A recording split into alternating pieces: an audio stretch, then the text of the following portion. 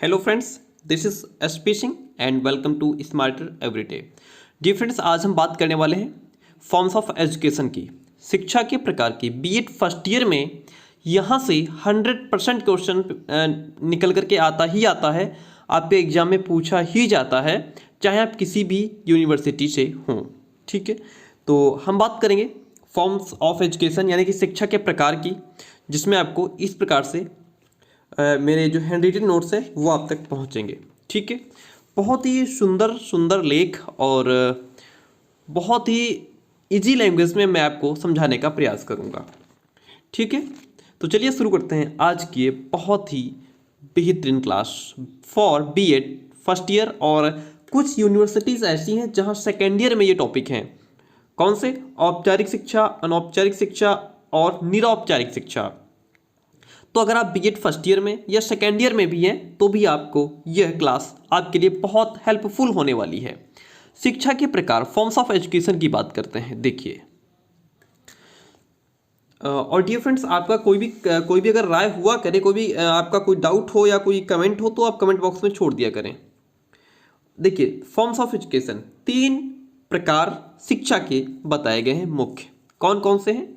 औपचारिक या हम इसको नियमित शिक्षा कहते हैं, जिसको इंग्लिश में फॉर्मल और रेगुलर एजुकेशन भी कहा जाता है। सेकंड है हमारा अनौपचारिक और अनियमित शिक्षा, जिसे इनफॉर्मल एंड इरेगुलर एजुकेशन के नाम से भी जानते हैं। थर्ड वन है औपचारिकेतर शिक्षा यानी कि नॉन फॉर्मल एजुकेशन, जिसको हम निरौपचारिक शिक्षा के नाम से भी जानते हैं। सो इस प्रकार से हम अब इन तीनों फॉर्म्स को हम अलग अलग तरीके से जानेंगे, समझेंगे, पहचानेंगे और कंठस्थ करेंगे। और अगर आज आप ये फॉर्म्स ऑफ एजुकेशन को समझ लेंगे तो लाइफ में कभी भी आपको दोबारा फॉर्म्स ऑफ एजुकेशन या शिक्षा के प्रकार पढ़ने की आवश्यकता नहीं पड़ेगी। तो फर्स्ट वन हमारे सामने है औपचारिक या नियमित शिक्षा। क्या होती है औपचारिक शिक्षा? हेंडरसन कहते हैं कि जब बालक व्यक्तियों के कार्यों को देखता है, जब बालक क्या करता है, अपने से बड़े को काम करते हुए देखता है, अपने पेरेंट्स को देखता है, घर परिवार, माता पिता घर परिवार में देखता है, तो उनका अनुकरण करता है, उनकी नकल करता है, उनसे सीखता है और उसमें पार्टिसिपेट करता है, भाग लेता है, तब वह अनौपचारिक रूप से शिक्षित होता है और उसको सचेत करके जानबूझकर पढ़ाया जाता है, तब वह औपचारिक रूप से शिक्षा प्राप्त करता है। बात को समझिए माय डियर फ्रेंड, जब बालक व्यक्तियों के काम को देखे, उसका अनुकरण करे, उसकी नकल करे, उसमें पार्टिसिपेट हो, तब वो अनौपचारिक का रूप ले लेती है। लेकिन जब हम उसको जो है कि उसका ध्यान एक तरफ अट्रैक्ट करके, अटेंटिव करके, सचेत करके, जानबूझकर जब उसे पढ़ाया जाता है, तब वह औपचारिक रूप से शिक्षा प्राप्त करता है। जब जानबूझकर पढ़ाया जाए तब औपचारिक शिक्षा का रूप होता है, और जब बालक खुद अपने से बड़े का अनुकरण करे तब वो अनौपचारिक रूप होता है शिक्षा का। ऐसा हेंडरसन कहते हैं। बढ़ते हैं नेक्स्ट पॉइंट की तरफ। अब यहाँ से आप और भी बेहतर तरीके से समझेंगे, इस लाइन के माध्यम से आप समझ जाएंगे। देखिए, औपचारिक शिक्षा वह है जो जानबूझकर और विचारपूर्वक दी जाती है। औपचारिक शिक्षा के अंतर्गत वह शिक्षा आती है जो जानबूझ करके और एक विचार पूर्वक दी जाती है, विचार के माध्यम से दी जाती है।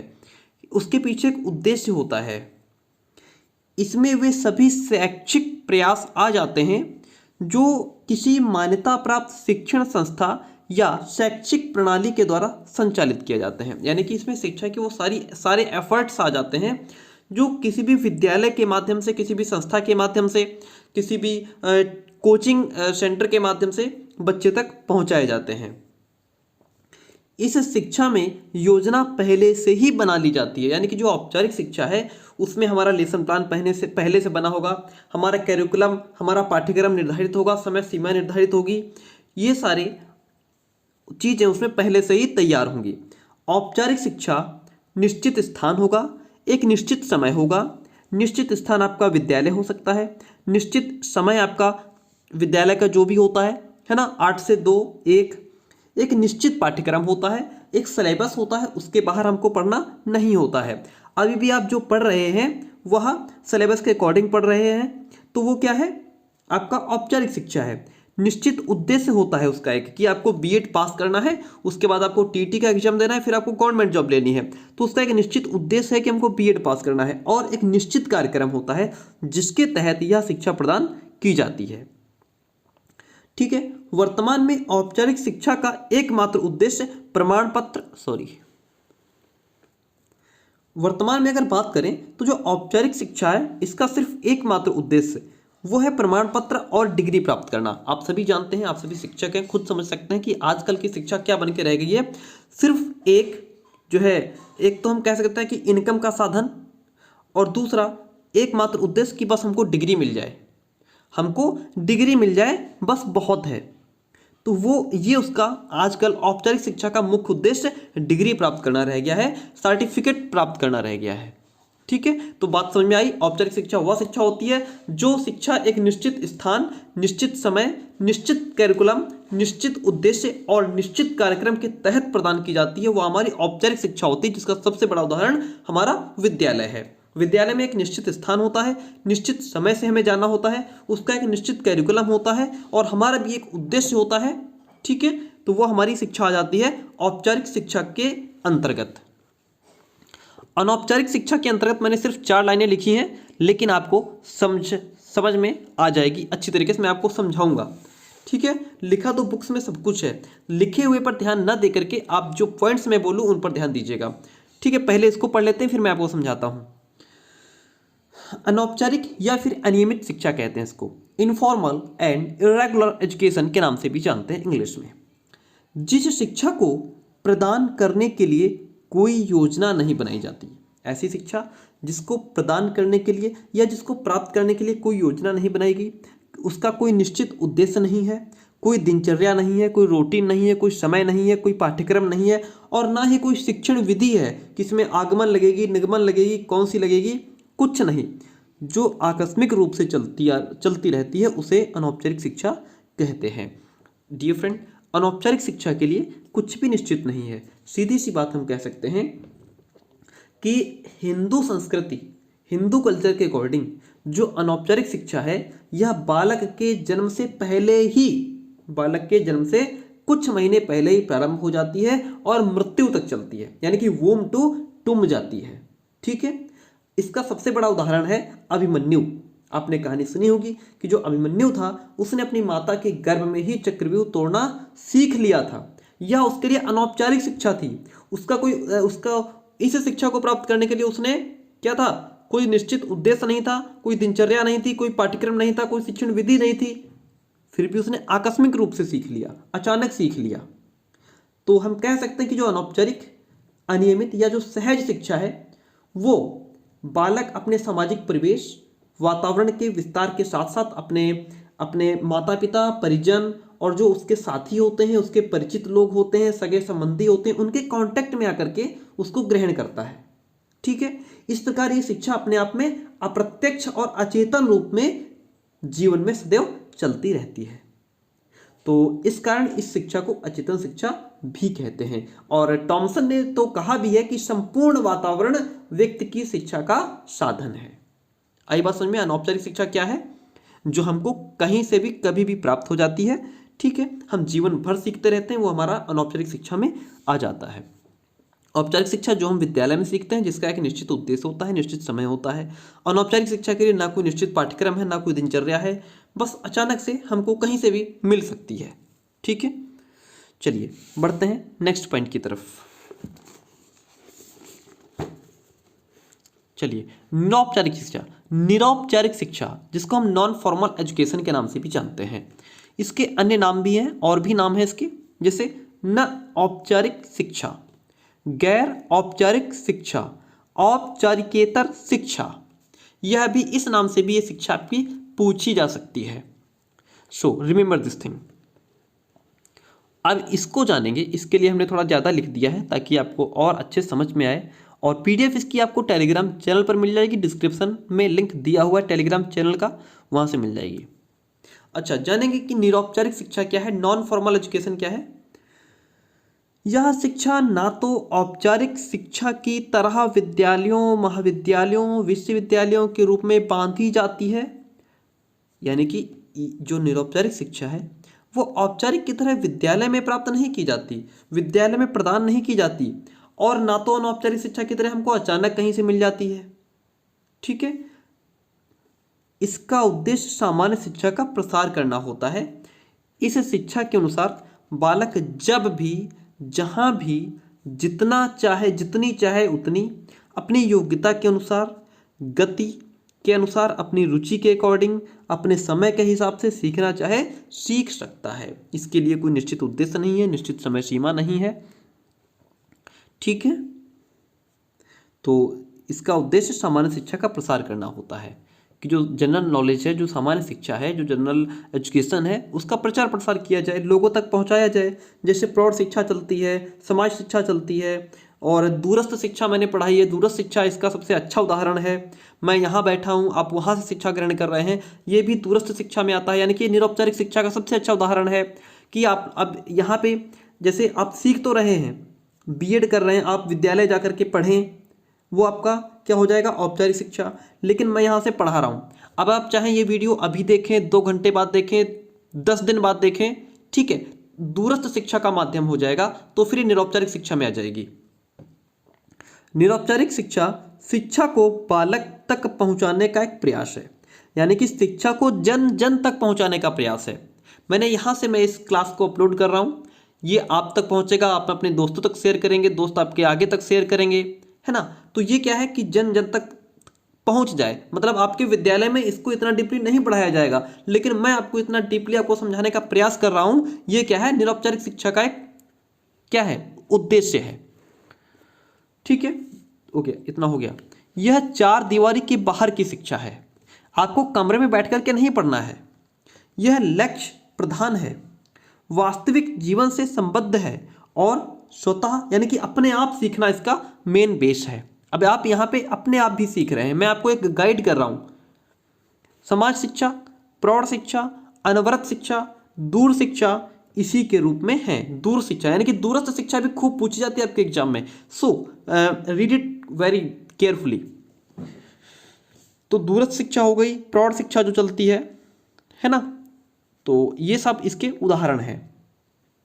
तो देखते हैं कुछ और नहीं, बस इतना कंटेंट था। मैं आपको और थोड़ा, एक सेकेंड प्लीज़, मैं आपको थोड़ा और बेहतर तरीके से समझाना। ये इस बुक में ये एक बुक है जहाँ पे अनौपचारिक, औपचारिक और औपचारिकेतर यानी कि निरौपचारिक शिक्षा में डिफरेंस दिया हुआ है।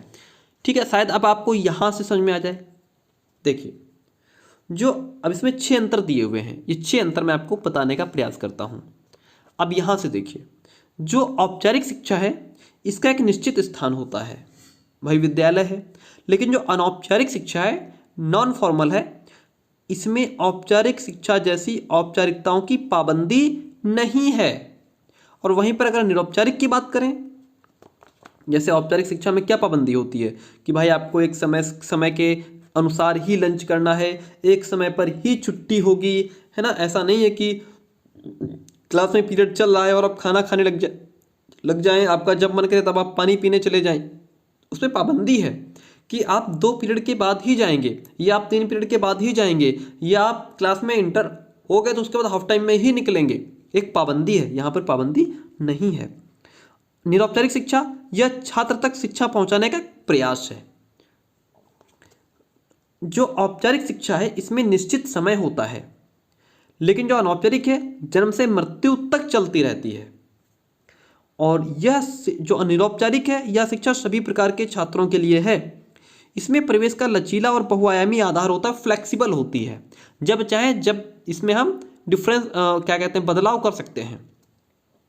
औपचारिक शिक्षा में एक निश्चित पाठ्यक्रम होता है, लेकिन अनौपचारिक में जिन वस्तुओं से अनुभव लिए जाते हैं वह शिक्षक, और जो अनुभव लेते हैं वह छात्र हैं। जिन चीज़ों से भी अनुभव लिए जाते हैं वह हमारे लिए शिक्षक का काम करते हैं, जो अनुभव लेते हैं वो कौन है, वो छात्र हैं। ये फ्लेक्सिबल है, ये लचीली है, निश्चित शिक्षक है इसमें जो टीचर है भाई शिक्षक है, निश्चित है इसमें। यह मुक्त शिक्षा है, ओपन एजुकेशन है। इसमें विद्यालय, जैसे प्रतिबंध हो गया, शिक्षण मेथड हो गया, टीचिंग मेथड हो गया, टीचर हो गया, परीक्षा पाठ्यक्रम हो गया, समय तालिका, स्थान, ये सब आदि इसमें इनका कोई रोल नहीं है, इनकी कोई वैल्यू नहीं है इसमें। यह और जो निरौपचारिक है यह उद्देश्यपूर्ण है कि जन जन तक शिक्षा पहुंचाई जाए, हमारा उद्देश्य है। इसमें भी निश्चित उद्देश्य होता है। यह विद्यालय में प्रवेश लेने से पूर्व की पर्यावरणीय पारिवारिक शिक्षा भी है। यही विद्यालयी शिक्षा का आधार है। कैसे विद्यालय शिक्षा का आधार है? भाई बालक सबसे पहले कहाँ सीखता है? बालक सबसे पहले अपनी माँ से सीखता है, अपने पिता से सीखता है, घर परिवार में भाई बहन से सीखता है, धीरे धीरे पड़ोसियों के यहाँ जाता है, फिर समाज में पहुँचता है, फिर अपने जो उसके क्या कहते हैं उसके जो उसके बराबर के लोग होते हैं उनसे सीखता है। तो यहाँ पे जो उसने पहले अपने घर परिवार में सीखा वही विद्यालय शिक्षा का आधार बना। ठीक है, क्योंकि बच्चा विद्यालय में एकदम कतई बिल्कुल कोरा कागज तो बन के जाएगा नहीं, उसने घर से कहीं ना कुछ तो सीख के जाएगा, वही उसका आधार हो जाएगा। यह जीवन से संबंधित है। इसमें एक निश्चित कार्यक्रम होता है, लेकिन इसमें कोई कार्यक्रम नहीं है। यह हर समय प्रत्येक स्थान पर प्राप्त होती रहती है। हम घर में घुसे और कहीं पर कोई चीज़ रखी थी, ठोकर लगी तो हमने उसको उठा करके साइड में रख दी, हमने आगे से हमको ध्यान रहेगा कि ये चीज़ यहाँ पे नहीं होनी चाहिए, है ना। तो प्रत्येक स्थान पर कहीं ना कहीं आपको मिलती रहेगी और ये कार्य से जुड़ी हुई है। और ये जो शिक्षा संस्था, ये जो शिक्षा है वो संस्था से बाहर की शिक्षा है। इसमें आदमी खुद सीखता है। ये ना तो पूर्णता ओपन एजुकेशन है और ना तो पूर्णता बंधित है। ठीक है, इसका विभिन्नीकृत तथा स्थायी पाठ्यक्रम होता है जो सीखने वाले और वातावरण की आवश्यकताओं के अनुकूल होता है। माय डियर फ्रेंड्स, इसकी पीडीएफ आपको टेलीग्राम चैनल पर मिल जाएगी, लिंक इसका डिस्क्रिप्शन में दिया हुआ है। आज की क्लास आपको कैसी लगी? अगर पसंद आती है तो प्लीज़ वीडियो को लाइक शेयर कमेंट करके जाइएगा। और सुन लीजिए कि अगर आप जिस भी यूनिवर्सिटी से हो, आपका कोई भी कमेंट हो, कोई राय हो, कोई भी आपको प्रॉब्लम हो तो आप कमेंट बॉक्स में छोड़ दीजिए। और अगर कोई टॉपिक आपको पढ़ना हो तो वो टॉपिक आप कमेंट बॉक्स में डाल दीजिए, मैं वो टॉपिक आपको क्लियर कराऊंगा। मैं हर एक स्टूडेंट से कहता हूं कि आप अपना अगर टॉपिक कोई है आपको समझ नहीं आ रहा है या उसका कंटेंट आपको नहीं मिल रहा है तो मैं आपको यहाँ से प्रोवाइड कराने का प्रयास करूँगा और वो टॉपिक मैं आपको प्रोवाइड करूँगा। डियर फ्रेंड्स, मेरा एक और चैनल है एसपी सर ब्लॉग्स के नाम से। ठीक है, एसपी सर ब्लॉग्स अगर आप डालेंगे उस पर यूट्यूब पे तो ऊपर जो है मेरा चैनल आ जाएगा। मैं आपको एक बार आप चाहें तो मैं लिख के बता दूं, आप ऐसे डालेंगे एसपी सर ब्लॉग्स, ठीक है, तो मेरा चैनल आ जाएगा। आपसे अगर आप चाहें तो हमारे ब्लॉग्स देख सकते हैं, उसमें अपना लाइफ स्टाइल, अपना रूटीन शेयर करते रहते हैं। आप उस चैनल को भी सब्सक्राइब कर सकते हैं। ठीक है, तो और बाकी इंस्टाग्राम का लिंक दिया हुआ है, आप चाहें तो इंस्टाग्राम पर भी हमसे मिल सकते हैं। और टेलीग्राम तो जरूर ज्वाइन कर लीजिए क्योंकि वहाँ से आपको पीडीएफ मिलने वाली है। चलिए, थैंक यू, मिलते हैं नेक्स्ट क्लास में।